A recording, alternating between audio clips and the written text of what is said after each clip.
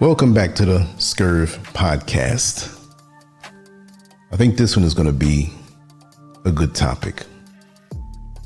I woke up this morning and I jotted down some notes and some points and thought about it thoroughly and realized that we don't speak about this enough. The title, Family Can Be Your Biggest Enemy. Why distance brings peace. Now, this is not in every case, because there are some wonderful families that I know out there who support each other, who are there for each other, but are very respectful of each other. And there are different types of families out there that I've observed.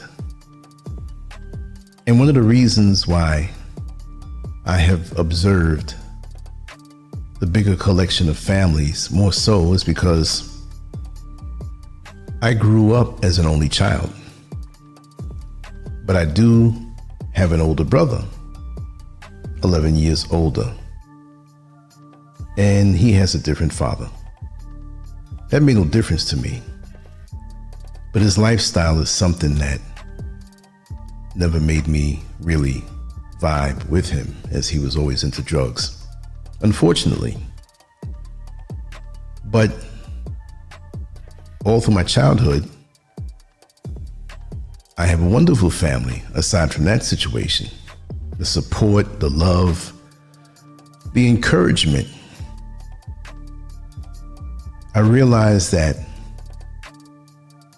I couldn't have made it through many of the storms that I've endured and overcome in life if it wasn't for that foundation that was given to me, the nurturing, the encouragement.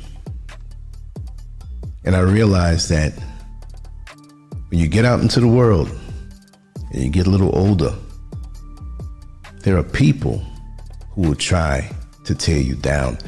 Now, I never had that from family, but I always love to see the interaction of bigger families. And I realized something not too long ago, that my love to be around bigger families came from the fact that I was raised as an only child, but I was very fulfilled in that. And of course, I had 100% attention from my parents, although I wasn't spoiled. But as I got older, I saw good examples of bigger families, the brothers, the sisters, the interactions, the fun in-house. But there are some families that I witnessed and experienced where the opposite was true as they got older. And now, at this junction point in my life, I say to myself, thank the Creator that I did not have a big family. So I understood my blessings. But for the most part, I saw things transpire in very ugly ways in these bigger families as they got older. The cruel things that brothers did to sisters and sisters did to brothers, and children who grew up to be adults that looked to be responsible and upstanding did to their parents. So cruel. Maybe soon in a masked way, I will share some of what I've seen, and you would not believe it, especially the holy rollers. So this is why I maintain my solitude and distance until I vet a person. But just like anything else, we have to get a credit check on the people that we allow around us. Because a lot of the people that come around us don't pay their bills. And I don't mean the bills that they owe a credit card company. I mean as far as their morale and their character and how they will eventually treat you. But I have always wondered why certain families seem to move through life the same way, generation after generation, never really advancing beyond a fixed level of struggle. At first, I assumed it had to be genetics or luck, but the older I got, the clearer it became that something else was at work. There were patterns I could not ignore, behaviors that repeated themselves no matter who the family member was or what era they lived in. Over time, through relationships, neighbors, in-laws, and quiet observation, I noticed that many families operate under different rules that are never spoken out loud. These rules don't come with written contracts, yet everyone is expected to obey them. If you break those rules by growing too much, wanting more, or thinking differently, you become the problem.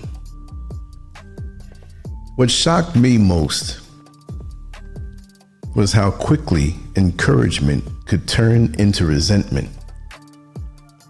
Smiles would remain on the surface, but underneath them lived anger, jealousy, and quiet punishment. Advancement was treated as betrayal, and personal growth was framed as arrogance. This was not my experience growing up. I was encouraged to think bigger, reach higher, and challenge myself. There was no ceiling placed above my head by my family. That freedom allowed me to see how destructive it is when families do the opposite to their own people. Many lives are stalled, damaged, or quietly destroyed because of these unspoken family agreements to stay small. What looks like love from the outside is often control, fear, and insecurity on the inside. Families and the unwritten law of stagnation. In dysfunctional families, success exposes what others avoided becoming. When one person rises, it forces everyone else to face their own choices. And many people would rather attack you than reflect on themselves. Your progress becomes a mirror they don't want to look into. You may notice that praise comes with tension. You are congratulated while being judged. You are celebrated publicly, but criticized privately. The family may smile in your face while quietly rewriting your story behind your back.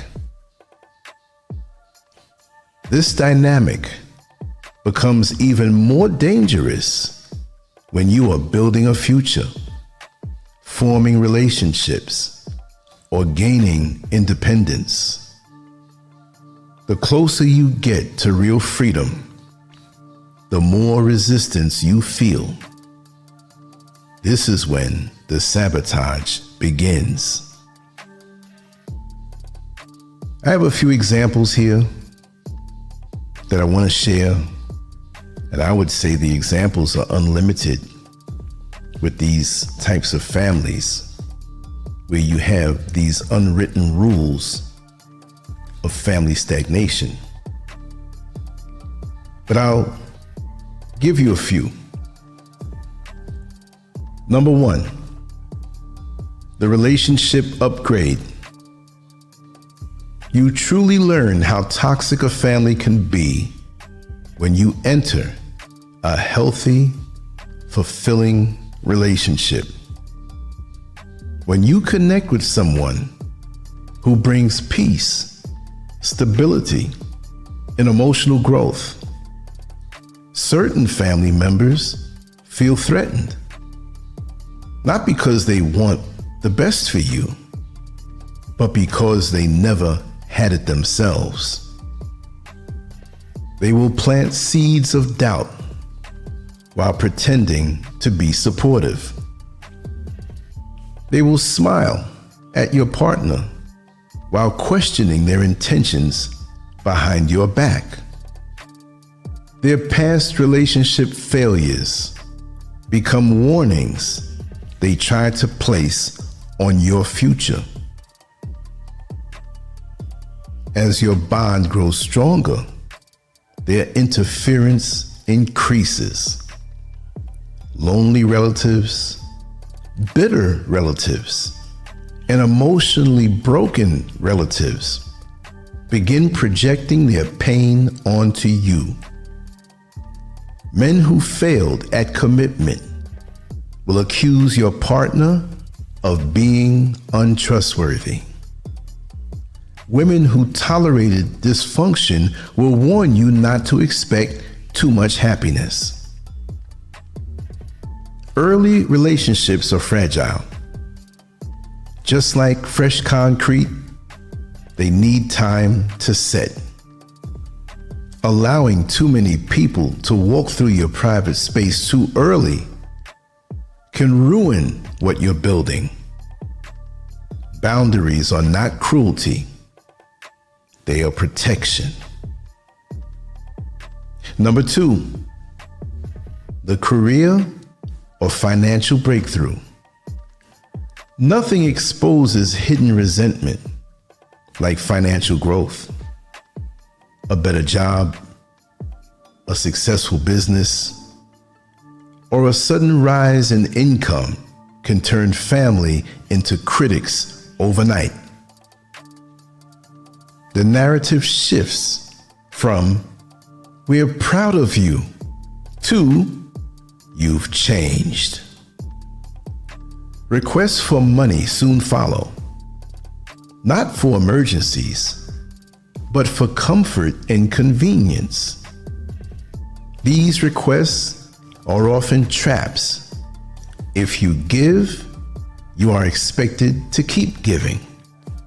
If you refuse, you are labeled selfish, arrogant, or ungrateful. Your sacrifices are forgotten. Your long nights, low-paying jobs, and years of struggle are ignored. The focus becomes what you have now and what they believe they are owed. The truth is, your success breaks the family's unspoken rule of staying stuck. That violation creates resentment so strong that exclusion becomes the punishment. Invitations stop, conversations dry up, you are slowly pushed out for daring to rise. Number 3, relocation and symbolic death. Moving away is often seen as the ultimate betrayal in toxic families. Distance disrupts access, control, and dependency.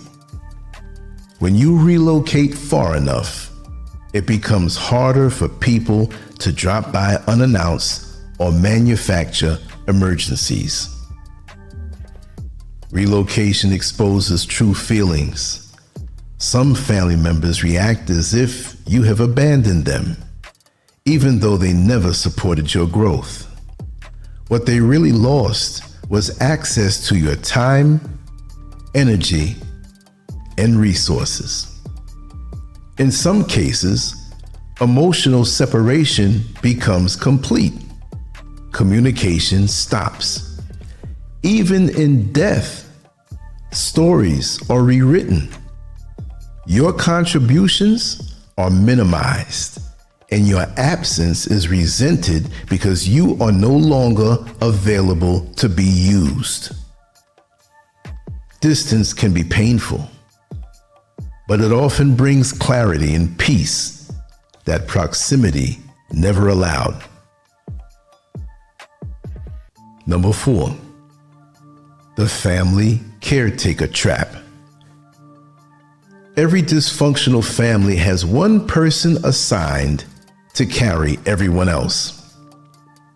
This person becomes the emotional fixer, the financial backup, and the constant rescuer. Their role is never officially named, but it is fully expected. The caretaker's strength becomes their prison. Because they are capable, they are burdened. Because they are reliable, they are exploited. When they finally say no, they are accused of changing or becoming cold. This role is rarely appreciated and never rewarded. The moment the caretaker prioritizes themselves, guilt is used as a weapon. Past favors are erased, and current boundaries are treated as betrayal. Breaking free from this role often means being misunderstood, but staying in it guarantees burnout and resentment with no one to come and save you. Number 5, success through education or self-awareness. Growth does not always come with money. Sometimes it comes through learning, healing, and emotional maturity. When you begin to think differently, communicate clearly, and refuse chaos, some families react with hostility. You are accused of thinking you're better than everyone else simply because you no longer accept dysfunction. Calmness is seen as weakness. Boundaries are seen as disrespect. The family resists your growth because it disrupts the emotional balance they are used to. Healing threatens dysfunction the same way light threatens darkness. This kind of growth is often the most dangerous because it cannot be controlled or taken from you. Choosing your life over their comfort. Time moves faster as we age. What once felt endless now feels urgent. Staying trapped in predictable toxicity becomes more costly with every passing year. Family can be a blessing, but shared DNA does not excuse manipulation, control, or emotional harm. Love does not require self-destruction. Choosing yourself does not make you disloyal. It makes you honest. It means you refuse to sacrifice your life to maintain someone else's comfort. Some families celebrate growth. Others punish it. Knowing the difference can save you peace, your future, and your sanity.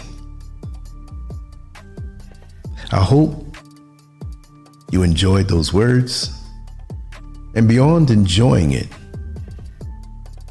I hope that if you are in a situation similar to the ones mentioned, that it helps you to see what you might be in and your proximity to being used as an enabler, attacked for having a good life, or being one of those who are toxic. And maybe this has helped you to see who you are and what healing you need to look within and stop attacking that one who is doing well. You know what? I'm going to mention a few situations that I've observed. I remember, and I have to speak this carefully because many people know me and know who I know, and I don't want to really put anybody's name to a situation or say a situation that people can easily identify who may not know it like I do. I'm still going to be fair, but these things need to be talked about. I know a family that you couldn't keep them out of the church. They weren't affluent growing up.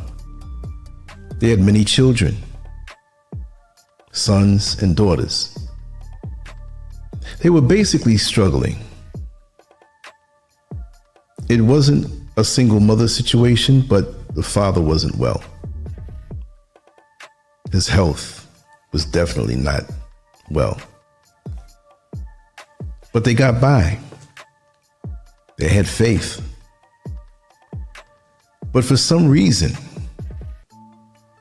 as the children got older, they began to live in a way that was diametrically opposed to the teachings and morale that they were brought up in. And like the saying goes, which this particular statement is unrelated, but I will say it. The preacher's daughter is the one who is silently the most promiscuous. Now that wasn't the case in this household, but there was so much dysfunction swept under the rug, where religion was to be the all-purpose healer for every situation if you ignore the situation and just stay on your knees and pray. You have issues, you don't face them head on. They didn't. You just go to church more. You just cast out the demon more. Every behavior had a demon, and we had to cast it out. This is not me saying this. This is the way they thought. As far as the parents, they were sheltered somewhat, not physically from the outside world, but in that shield and armor that they were in when they came home. They were expected to behave a certain way. And for the most part, the mother did well, as far as keeping a roof over their head, keeping them fed, and keeping them with the things that they needed. But for some reason, the children, as they grew up, reflected more. This is the one part that might give my story away. And at this point, while I love them very much, speaking this will help more people. So in a sense, I'm sorry, but I can't protect you. I'm not going to put your name out there, but I can't protect you. Because there's some things that many do to family members that are unreasonable. As the family grew, got older, the children became adults and were on their own, most, maybe 50%, carried on the facade of religion, Christianity. But there was one family member who became a minister. as well as the husband that she connected with. And they were the biggest ones posting on social media every morning. They're posting scriptures, 10 and 20 of them every morning, bombarding you with it. But at the same time, when the mother lost her home, the home that they all were raised up in, nobody really stepped forward to help her. Her husband had transitioned. She was all on her own, elderly. Now,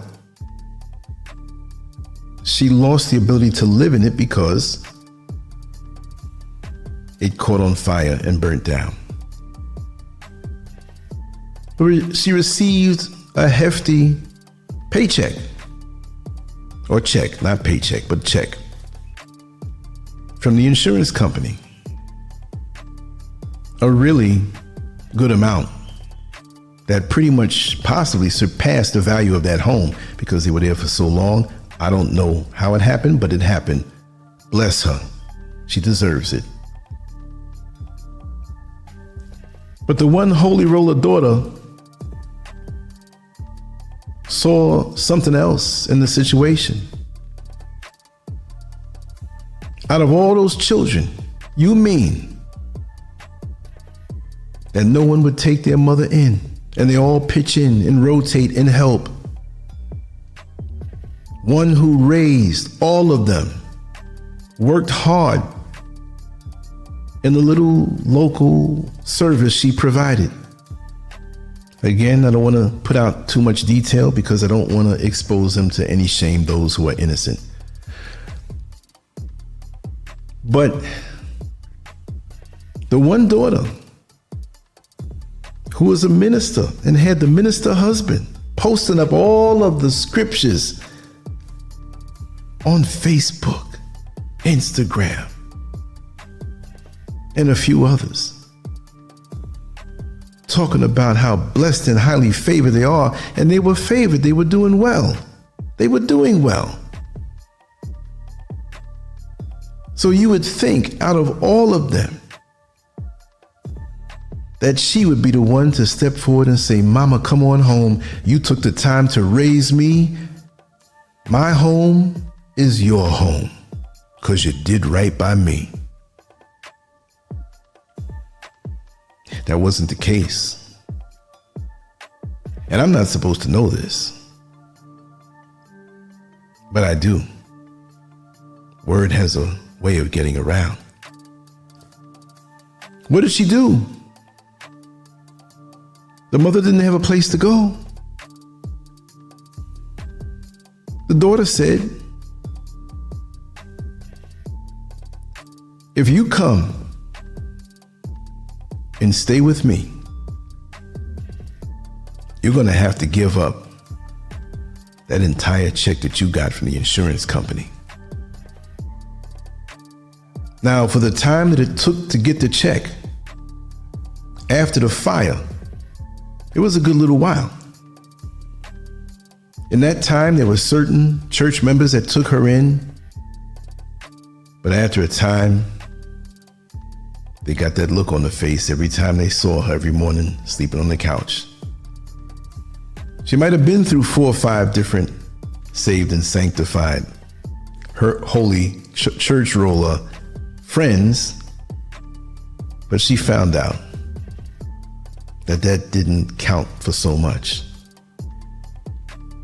So when she got the check, the daughter made sure to say, you have no choice but to give me that money. We'll build another home and I'll let you live in it. But the home that's built must be put in my name and nobody else's. And the mother says, wait, I raised you with 2 handfuls, -2, that number of your brothers and sisters. And we were all one family. And now you want to cut them out because of your greed, and you claim to be a living example of your Lord Jesus Christ and call yourself a Christian and a minister? How would your congregation feel if they knew you were going on like that?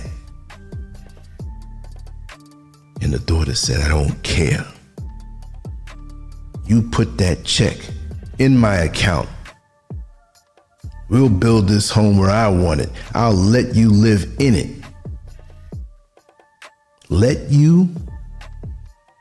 The arrogance? Really? Let me live in it? An elderly mother who wiped your behind and fed you and gave you money for what you needed? You were a child with dookie in your diapers and didn't know anything about a mortgage.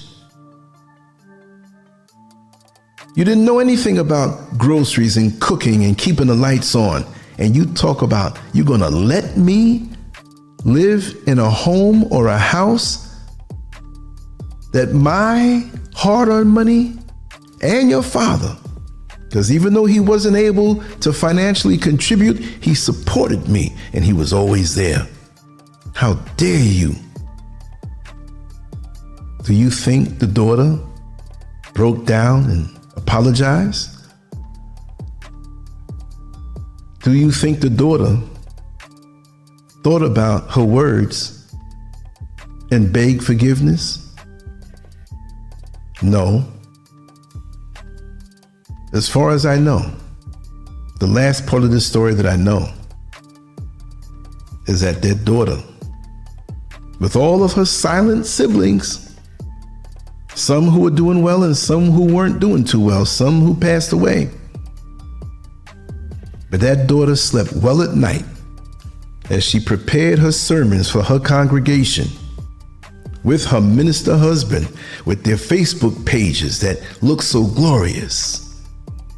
We're warriors for the Lord. We have a heart of love for our people. We need to have unity.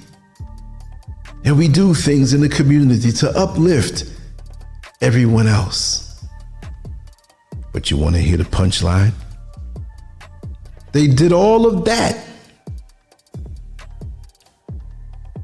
while their mother immediately had no choice until she wanted to decide what she was going to do with her check and her money. She ended up in a homeless shelter. A homeless shelter. Now you got other children that can help you. I don't know their story. And I know this mother personally, so don't say it could be something else. Aside from her keeping them in church and being that one who thought it was a cure-all without facing certain realities, her heart was a loving heart. And she didn't deserve that. And it hurt me so much to find that out. That if I was in America, I'd get in contact with her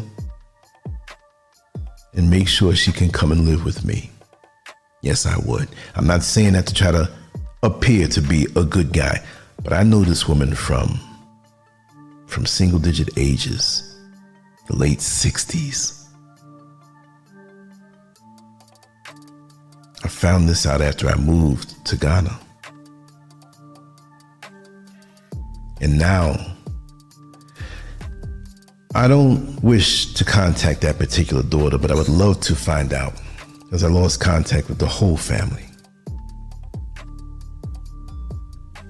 But I wish and I hope that everything turned out right, because the chronological age that she finds herself, I'm quite sure she doesn't have another 100 years on this earth. So why wouldn't the daughter want to make it sweet for her before her departure, which the mother may outlive all of them. We don't know. But these are the things that drive me to do what I do, because the little I speak on, if you really knew what was behind that dam, like a big dam that holds back water, you see the dam, but you don't see how much water and pressure is behind it. Now, I'm not pressured, but there's so much that I've experienced in life, observing and through other people and my own experiences, that I have to talk about it. I don't care who's sleeping with who. I don't care to be nosy and try to figure out what's going on in this household or that household, or be a keyboard spy, changing profiles to creep up on a page that I'm blocked from, or coming up on a person's show and blocking them so they don't see me while I talk. Oh man, I've seen it. That's why me, tucked away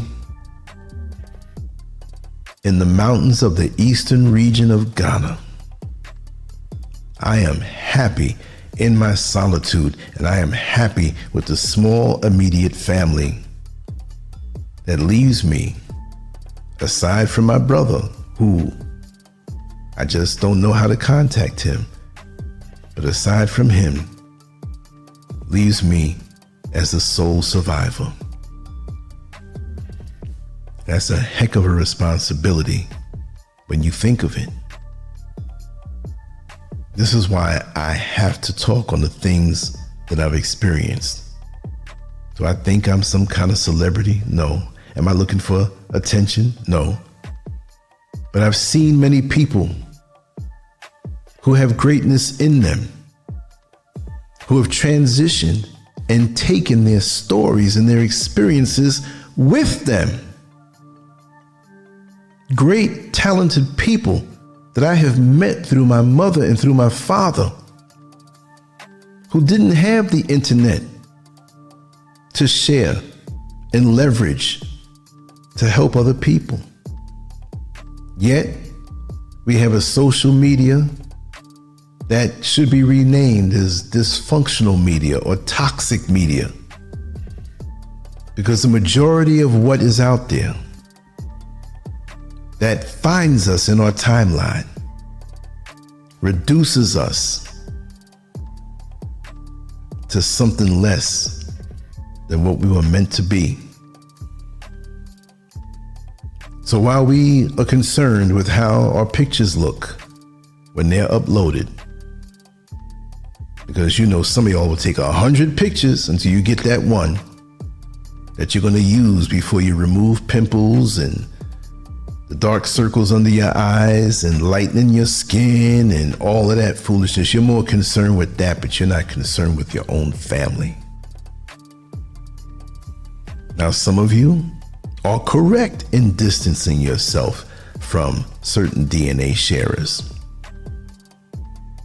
because that's all it is that you're sharing DNA.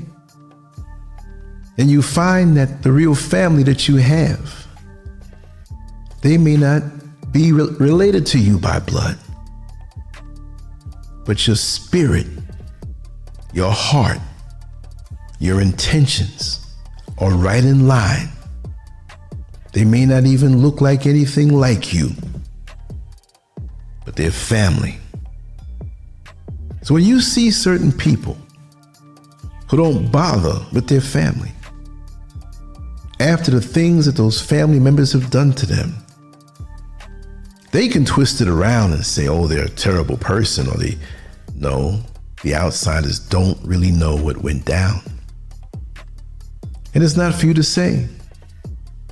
If you choose to cut those cords, and the whole world wants to say how bad you are because of that family member who has done something to you, and they feel they got away with it, let some time go on. You're not leaving this life without being accountable. And if you feel you have, or someone did, they really didn't. because the next level will always take care of it. Like I always like to say,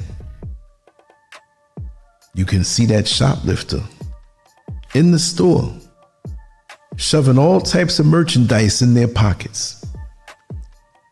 But the minute they cross those sensors that are in front of the door, those buzzers are gonna go off. And now they're caught. And that's a weight that you have to bear when you did somebody wrong. Unless you are a sociopath, unless you are some type of narcissist, deep down, you still know. And if you don't know, one day you will. Anyway, I just had to add that on. There's 50 million other stories I could tell you. Family betrayal and envy and jealousy, and it's crazy. Just know that you were born alone, even if you have a twin or quintuplets. You will die alone, even if you die in the same circumstances as someone else. We all have our own path. Be accountable for what happens on your watch in your life, on your path. You are not responsible, unless it's a child, to teach them the right way. But when they get older and they make their own decisions, it's on them. So don't feel guilty about anything your family does to you, and don't take it as your fault. Well, maybe I deserve to be cut. No. We're all grown here and we know exactly what we're doing. No questions asked. Live your life. Treat yourself well. Understand that with the sweet times will come sour times, like my saying goes that I made up in the early 80s. You have to experience sour to appreciate what's sweet. How do you know what's sweet if everything was sweet? There's no gauge.